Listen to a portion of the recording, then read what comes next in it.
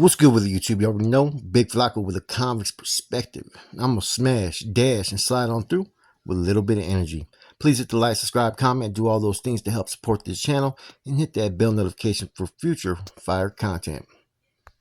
Now, every once in a while, I'm gonna branch off into like other prison gangs outside of California, and do a little bit of research and give you guys a little back history on some of these prison gangs that are pretty known in the feds. And one of them, since I've been looking into a lot of stuff in Texas, right, there's a lot of prison organizations and gangs, right, that operate similar to California. But one kind of stood out that I wanted to start with first, and that's the Aryan Brotherhood of Texas, the ABT. Don't get them twisted. They're not part of the Aryan Brotherhood from California, the original ABs. They're a whole total different organization. Now, the origins where they started, right, goes like this. In the 1970s, right, the director of Texas Department of Corrections, Chief George Beto, right, he had a prison system. It was called the trustee system, in which correctional officers would use certain inmates as builder tenders. Now, the building tenders, what they would do is they would carry out punishments, they would discipline, and how the building would operate. Now, Texas, as we know, down south, very conservative state, a red state. So what do you think the majority of the building tenders were? They were of Caucasian descent. Okay, so you already know what happened there. They were taking advantage of their positions, and the white inmates would flourish. Now, when you give one particular group, a race, control and power, what do you think happens? They take advantage of it. And these inmates were given total control of how the prison pretty much operated. So most officers, like I said, would favor the white inmates. So there became a lot of complaints. A lot of different inmates got together, class actions, grievances, appeals, and it finally hit the federal courts in a case Reese versus Estella, right, or Estelle. Now after that, everything got stripped of them. Their power was taken from them. So by 1981, right, the whites were now the minority in the system. They didn't have the power of the control. So a lot of them felt a certain way. They started to have more gangs that were organized and created along racial lines. Now, several groups were created by them, man. I think there was called the Aryan Brothers, the Aryan Nation. All kinds of different ones were started to create within the Texas system. But they pretty much affiliated into one gang, right? But they wanted to get permission. Now, one of the co-founders was an individual named Bobby Adams. He reached out to the Aryan Brotherhood in California, which at that time was the first white prison gang and was probably the most recognized at that time, wanted to ask if they had permission to become an affiliate out of Texas. They were declined. They were refused. At the end of the day, all these other smaller gangs formed into one, came together as the ABT, the Aryan Brotherhood of Texas. So don't mistake the regular Aryan Brotherhood and the Aryan Brotherhood Texas as being the same gang. In all actuality, both these gangs do not get along or are at war at times with each other. Like most white gangs, their whole concepts in the beginning is about their race, about preserving their heritage and culture, and being against other minority groups and other races. They're basically just like any other group that's neo-Nazis, white power. They have all the same concepts, right? And they also follow a famous white supremacist named David Lane's 14 words, which is, we must secure the existence of our people and a future for our white children. So that's one of the main concepts that they push within their group.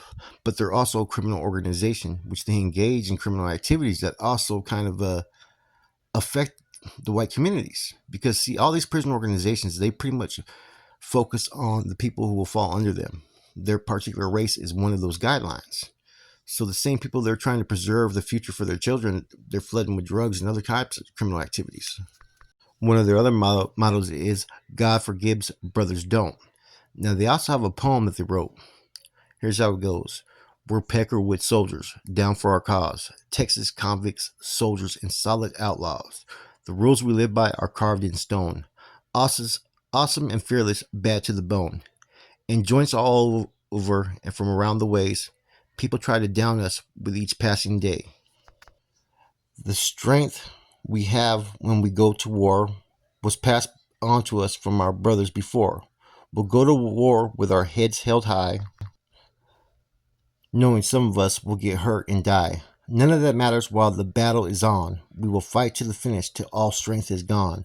Our bodies are solid, blasted with ink. Word, birds, and bolts are all that we think. In times we turn cold, ruthless, and hard.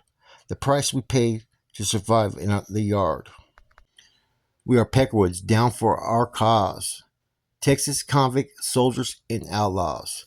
So this was a poem that was written by an actual ABT member. So as you can tell, man, the ABT is real proud of its heritage and that they're woods and that they're from Texas.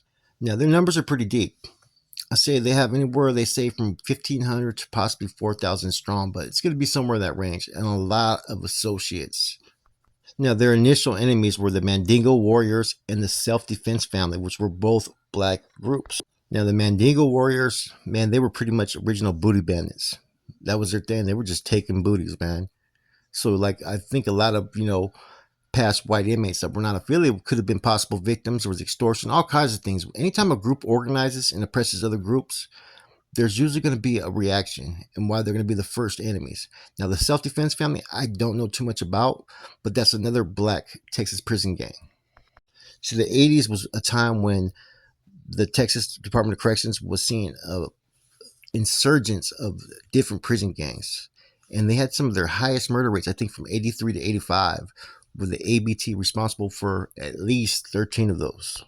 Now that the ABT was created by basically a couple prison gangs in Texas that were white, right?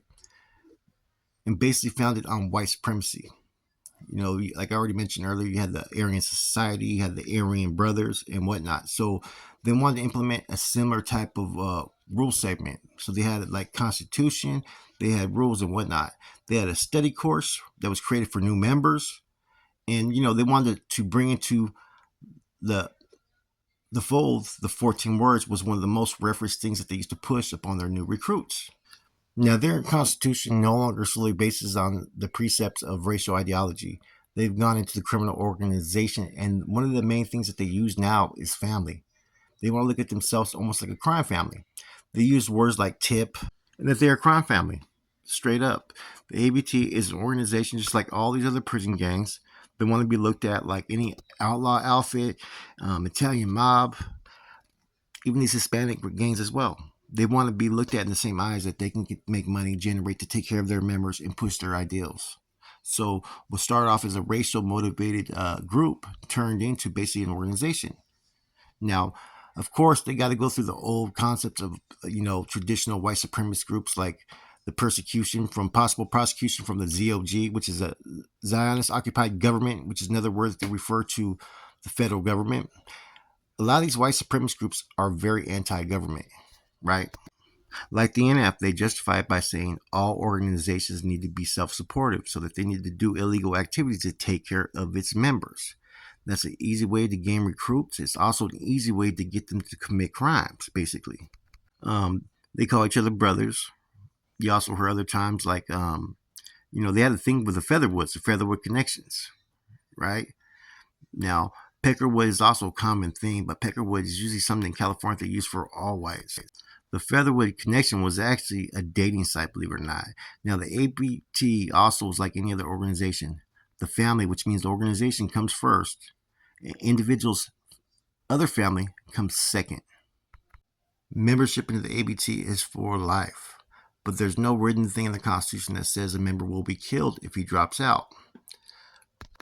Now, like most organizations, you have to get pulled in and have a sponsor and go through basically an apprenticeship period as a prospect. During this duration, you could do anything, like as far as, do the dirty work, do removals, hold things, whatever it may be. That's what the prospect is supposed to do as he's being evaluated should they approve him for membership. This process can actually take up to a whole year, even longer sometimes, but it can also go through a lot faster. Now, they have a chain of command as well, man, pretty much. And it's like a paramilitary structure, kind of like the NF in some senses, where you have sergeants, lieutenants, captains, majors, and generals. Of these, part of the key ranks are the captains and the generals. The captains will typically be the ABT leader in a particular prison, unit, or city. At the top are the generals, who number only a handful and typically control the region of Texas or ABT federal prison presence. They are at times called the steering committee or sometimes called the will. Now, just like most organizations, right, you eventually have internal conflict, and the ABT is like no other, right? And having a, a will, a general, right, you end up having a set few who will start to have conflicts as they're trying to do their political push. They had a lot of fighting that started around 2002 when you had two of, I think, five generals that started to go at it. Those two generals were Stephen Stainless Cook and Scott Freeman. Now, Stainless Cook eventually killed Freeman and received a life sentence for that crime. And it wasn't shortly after that where they started getting indicted. There was a time period, right, where four of the ABT generals, right, Terry Big Terry Blake, Larry Slick Bryan, William Baby Huey Maynard, and Charles Jive Roberts, got indicted. During that same period, they had one of their generals that was allegedly cooperating with prosecutors, and that was an individual named Terry Sillers. Now, the most senior out of this whole group was an individual named Larry Slick Bryan. Now, the leadership that I just described, the captains and generals, right, they control the organized criminal activities that this organization commits. Not just in the illicit activities such as drug dealing, not just in all the illicit activities that this organization conducts, such as drug dealing, but also hits out there on the streets. Now, one of the most common symbols is their patches, which are called like shields for them. They have a shield which somehow resembles a coat of armor symbols. The ABT shield will typically consist of an upright sword bisecting such a shield, which may in itself sport a swastika or an image of Texas. And that is considered their basic emblem of the ABT. They also use numbers like 1, 2, and 20, which symbolizes ABT, right? Now, they also use the word, like I said, tip, family, and whatnot. And one of their more popular slogans is God forgives, brothers don't, which is kind of self-evident right there, right? And then sometimes they will also use a shamrock, right? But that's more attributed to the AB in California, which they technically do not get along with. Now, one of their main adversaries in oppositions, I think, is the Aryan Nation, right? Or the Aryan Circle, excuse me. Aryan Circle is one of their main adversaries, and it's one of the strongest, cliques in the federal system, believe it or not, in Texas. But ABT is pretty strong in Texas, I know in the federal system, they walk the yards with the Norteños and all the other Texas cars, believe it or not, which I found kind of interesting. So maybe they've steered away from the racial ideology and now are more into the business organizational ideologies, which makes sense.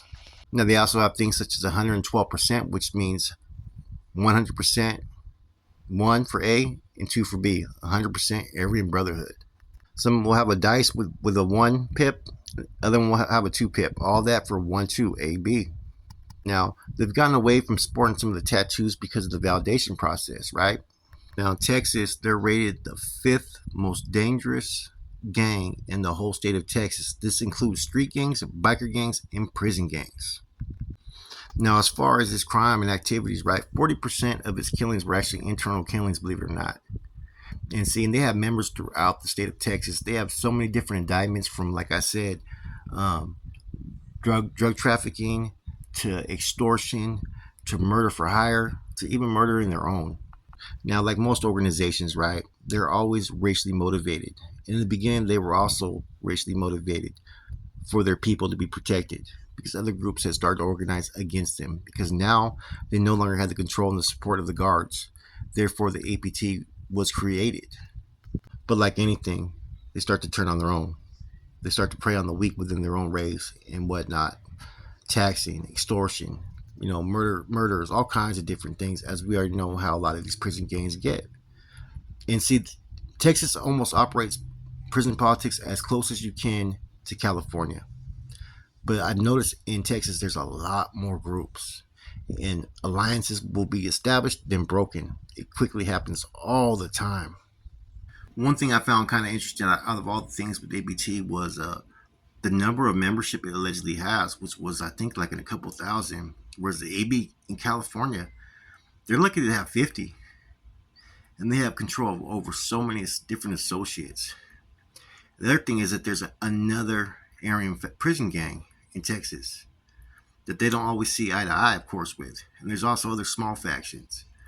In California, they kind of shut that down from happening because the one main group has control of all the sub factions under it. And those that don't comply basically get a green light. Now, the Aryan Circle and the Texas Basic Mafia have peace treaties with the Aryan Brotherhood of Texas, which at times I think has been broken too, though, as well, though, which is kind of interesting because no one's ever won a war against the ABT, which means they're able to stand their own. They have an inside major, which means a major that's locked up in prison, and they have the outside major, which is one that's on the outside. Like I said, they have a pretty deep structure, man, which is pretty organized. Now, even though they have sergeants, their lowest rank is considered lieutenant. Sergeants don't really have any authority within their chain of command structure. They even tried to start a church and calling themselves a church of Aryan Heritage Brotherhood or something like that, right? And they even were trying to do this for their illicit money so they could use it for tax exempt. They didn't have to claim all the money that they were getting and put it in their banks. So they were trying to do some stuff that was kind of sophisticated, believe it or not. Anyways, well, this is a concise breakdown of its history, its origins, and how it functions today, and some of the things that have happened in its past. Um, I think it's going to be kind of interesting as I go through all these different prison organizations throughout the United States to see which ones are similar, see which ones are more advanced, and see which ones are lacking or making mistakes and errors. Anyways, with that said, I hope you guys enjoy this. It's something new. I'm going to do it every once in a while. It's not going to be an everyday thing, but I think it's kind of something different for you guys every once in a while, man. And I'm going to do the necessary research to give you guys a good spill. With that said, it's your boy Flacco. I'm gone.